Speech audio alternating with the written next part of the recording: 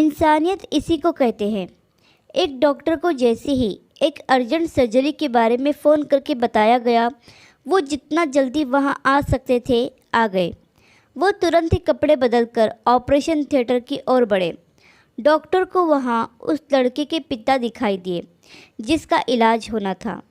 पिता डॉक्टर को देखते ही भड़क उठे और चिल्लाने लगे, आखिर इतनी देर तक कहाँ थे आप? क्या आपको पता नहीं कि मेरे बच्चे की ज़िंदगी खतरे में है? क्या आपकी कोई जिम्मेदारी नहीं बनती? आपका कोई कर्तव्य है या नहीं? डॉक्टर ने हल्की सी मुस्कुराहट के साथ कहा, मुझे माफ़ कीजिए, मैं हॉस्पिटल में नहीं था। मुझे जैसे ही पता लगा, जितनी जल्दी हो सका मैं आ गया। अब आप शांत हो जाइए, गुस्से से कुछ नहीं होगा। ये सुनकर पिता का गुस्सा और चढ़ गया। भला अपने बेटे की इस नाजुक हालत में वो कैसे शांत रह सकते थे? उन्होंने कहा, ऐसे समय में दूसरों को संयम रखने का कहना बहुत आसान है। आपको क्या पता मेरे मन में क्या चल रहा है? अगर आपका बेटा इस तरह मर रहा होता तो क्या आप इतनी देर करते? यदि आपका बेटा मर जाए अभी, तो क्या आप शांत रहोगे? कहिए। डॉक्टर ने स्थिति को भांपा और कहा, किसी के मौत और ज़िंदगी ईश्वर के हाथ में है। हम केवल उसे बचाने का प्रयास कर सकते हैं। आप ईश्वर से प्रार्थना कीजिए और मैं अंदर जाकर ऑपरेशन करता हूँ। ये कहकर डॉक्टर अंदर चले गए। करीब 3 घंटे तक ऑपरेशन चला। लड़के के पिता भी धीरज के साथ बाहर बैठे रहे।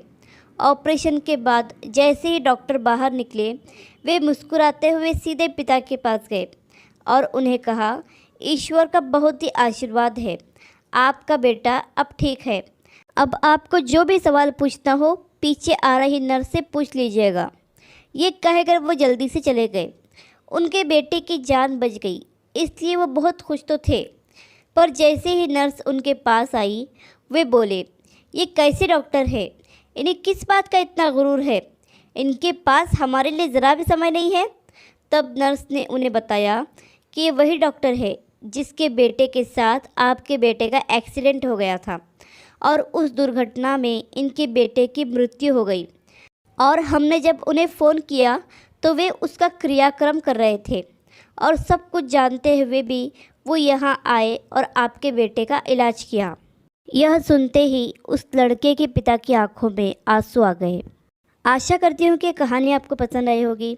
कहानी पसंद आए तो लाइक, सब्सक्राइब और शेयर करें और इस कहानी पर आपकी क्या राय है हमें कमेंट करके ज़रूर बताएं।